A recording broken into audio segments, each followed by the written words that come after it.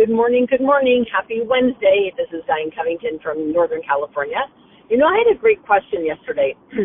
So this woman was sharing this information, and she's a top Mary Kay director, and I cannot remember her name, but she said when we're booking appointments, and let me give you an analogy. If you were scheduled to go to seminar and you're down to the last day and you've got lots to do, you've got to pack, you've got all this stuff to do, and you have two appointments that day. One is for a massage, and one is to get your hair cut and colored and cover up the gray or cover up the whatever and all of that, and you got short on time, which appointment would you cancel? The massage or the haircut?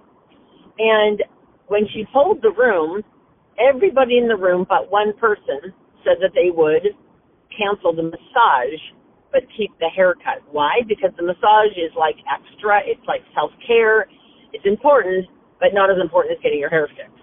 And so when we use the word pampering, I think sometimes women, if they're busy and crazy and all that, if it gets down to the day, they might just go, you know what, I don't have time to get pampered right now.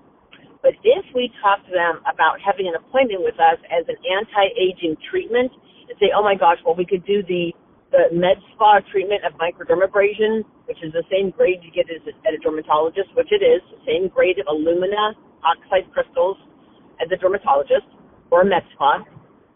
Or we could do the radiance peel treatment, or we can do a detoxifier, which is a charcoal mask, which sounds more relevant for your skin right now. What would you like? What result would you really like to make happen? So they see the appointment with you as like a med spa appointment, like it's something that they're going to walk out and have better everything, better skin, better tone, better looking, better feeling, everything, right?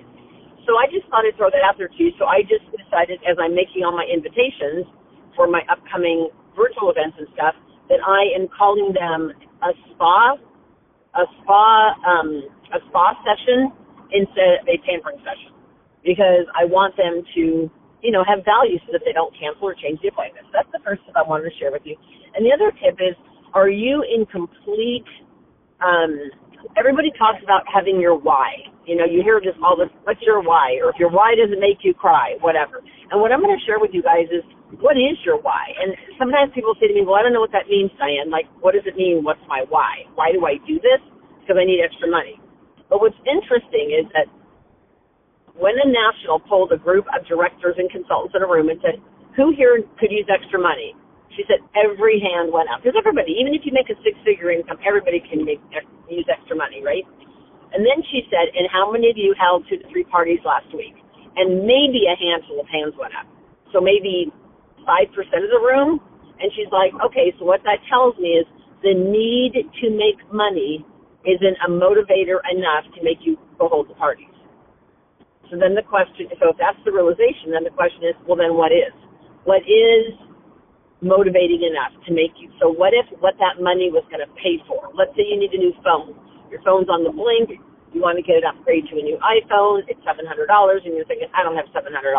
Go pick out the iPhone you want, the color you want, whatever bells and whistles it has. I have a Samsung, so I don't know a lot about iPhones, but whatever phone you want. Figure out how much it's going to cost and say, okay, so if I sell $1,000, I have $450 toward a phone. So I would need to sell $2,000 to have $900 for my phone. Therefore, the first $2,000 I sell, it's going to get me a new phone. So you can say, you know what? I want a new phone by next weekend. So then my motivation is, oh my gosh, who can I book? I got to make sure it holds. I'm super excited. And you are all over this. And it's not being focused on the sales. Hear my heart. Because if you come across like, oh my gosh, who's going to buy something? Women can sense that a million miles away. But instead, it's okay, so how am I going to sell $2,000 in a week? It's like, okay, well, who needs Father's Day gifts? Who could I do a double deal day where when they spend $50, they get 2 items instead of 1? Like, what else could I do to boost sales? Whose face could I do this weekend? Who would love to do a mother-daughter thing on Friday night or on Saturday before Father's Day? A lot of people have got college kids in town because they're all going to go do stuff for Father's Day. How could you generate?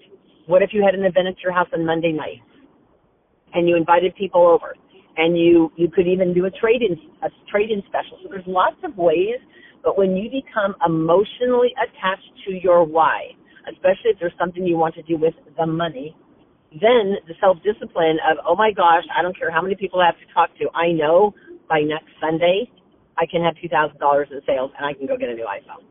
Or I can surprise my kids with a trip to Legoland, or I don't know, whatever's your hot button, okay? And maybe for you it is self-care. Maybe for you, you don't pamper yourself enough. Maybe for your own physical and mental health, a massage would be great. Okay, so how much is a 1 hour massage? Where I live, it's about $120 or $110 for an hour massage. So if that's the case, then how much do you need to sell to pay for that? You could do that in one party. In one party, you could have enough cash to pay for your massage. So you guys, just remember that needing money is not enough of an emotional pull to make you want to go out and do it just because. And it makes it even harder if you get a no or a postponement, or the hostess says nobody's coming this week because of graduations, no one's around, blah, blah, blah. So I'm just telling you, you can do anything you want in this business, anything, if you're willing to do the work and you want it bad enough. If you're emotionally attached to your why. When I first started my business, it was go back to corporate America or make this work. Well, the thought of going back, and for me, sitting in a cubicle and working for some schmo for 40-plus hours a week, sorry, I know that's not very professional, but it was absolutely motivating enough to me to say, no, I'm not going back. If Mary Kay doesn't work, I'll make something else work, but I'm not going back to corporate America. And I was newly pregnant, and then I thought no one else is going to raise my baby but me. And yet I still wanted to have an executive income. So when you figure out your why, then it'll make all the difference in the world. All right, you guys, hope you enjoyed this. And remember, let's not say pampering anymore, although I get that. Let's talk about, I can't wait to get together for your spa session. I can't wait to get together for your anti-aging treatment, because then they're going, well, I need that. Like, I need an anti-aging treatment, right? All right, you guys, have a blessed day.